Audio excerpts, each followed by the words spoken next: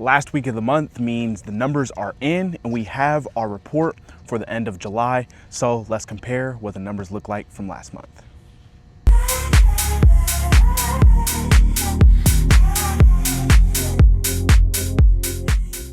What is going on YouTube? If you are new to the channel, welcome. And if you're returning, welcome back to the Living in Tampa Bay channel.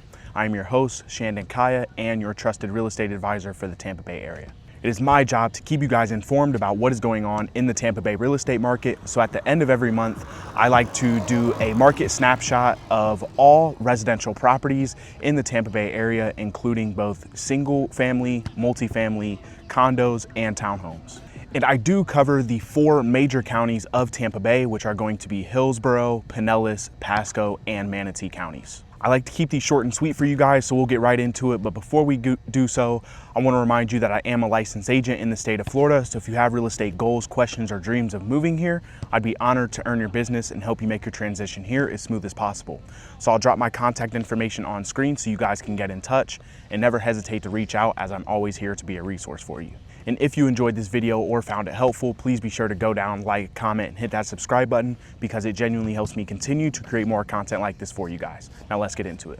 First up on our list, we have Hillsborough County with an active inventory of 6,670 properties, an increase from what we saw in June, taking an average of 57 days to sell, and an average sale price of $524,568, both decreases from what we saw last month. Second on our list, as usual, is Pinellas County with an active inventory of 7,177 properties, taking an average of 74 days to sell, no change, and then an average sale price of $509,118.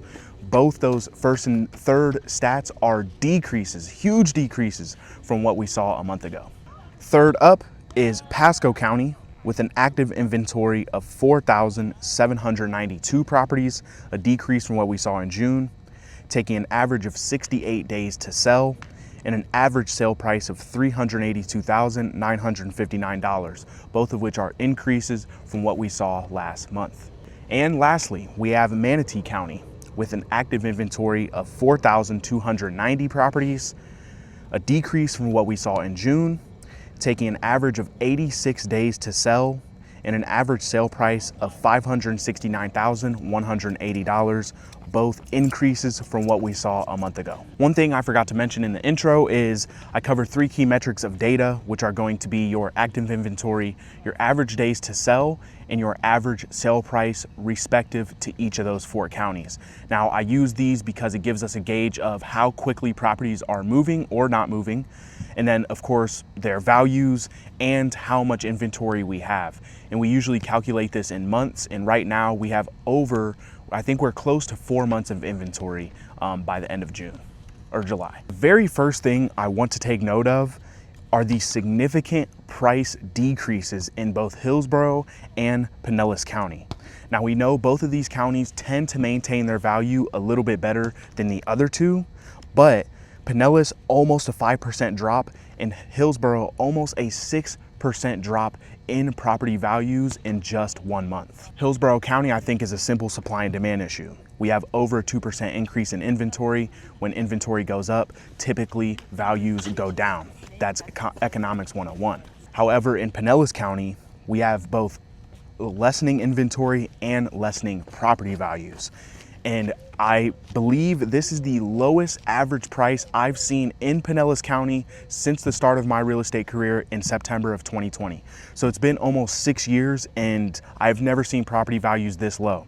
I don't really know what's going on. I think we are getting to a point where people can't keep getting away with these inflated property values, and there's some sellers who just need to sell regardless of their circumstances. Some may be moving out of state, some may be sitting on a high interest rate, some may have refinanced at the wrong time and really need to cash out on their equity and get out of the loan or the upside down situation they've put themselves in.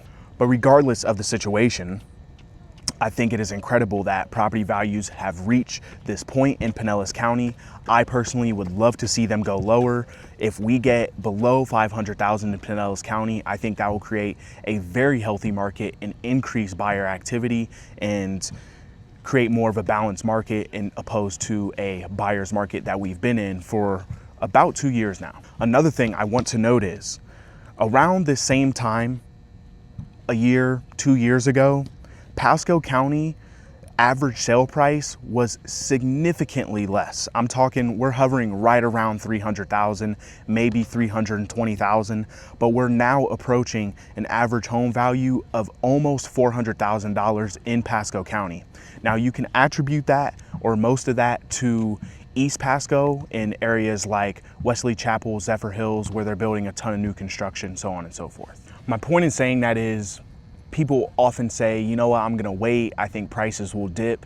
And while that is true, especially in Hillsborough and Pinellas this month, in areas like Pasco where people are resorting to escape the inflated prices we have in St. Petersburg, in Tampa, it causes an increase in buyer demand. And for those reasons, property values are going to go up in those areas. So sometimes, of course, every area is different and subjective, but in this situation, waiting to buy in Pasco County was gonna be an expensive choice. And that's just the thing with real estate. You know, there's no best time to buy. It's always gonna be what is best fit for you when the numbers make sense. And ideally, you wanna buy when things are low and not when they're high, but you can't time the market. Time in the market is always better. Like I said, I want to keep it short and sweet for you guys, so I don't want to keep you here bored too much longer listening to these numbers, but it is my job to keep you informed about what is going on here in the Tampa Bay real estate market.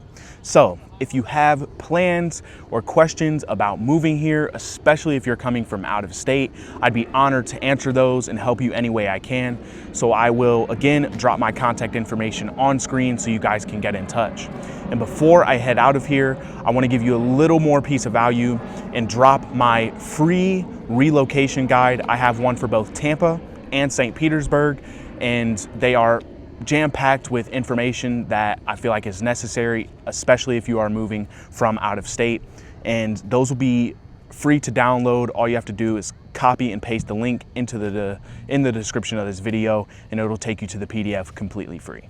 And again, if you enjoyed this video or found it helpful, please be sure to go down, like, comment, and hit that subscribe button, and stay tuned for more. Peace.